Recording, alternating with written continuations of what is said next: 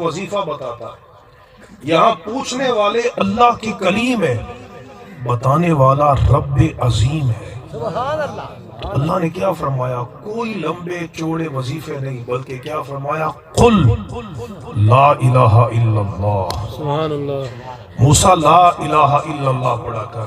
سبحان اللہ۔ عرض کی مولا یہ تو سارے پڑھتے ہیں، یہ تو سارے پڑھتے ہیں، تو میں چاہتا ہوں کوئی ایسا وظیفہ ہو کہ میں پڑھوں اور میرے سوا کوئی اور نہ پڑھے۔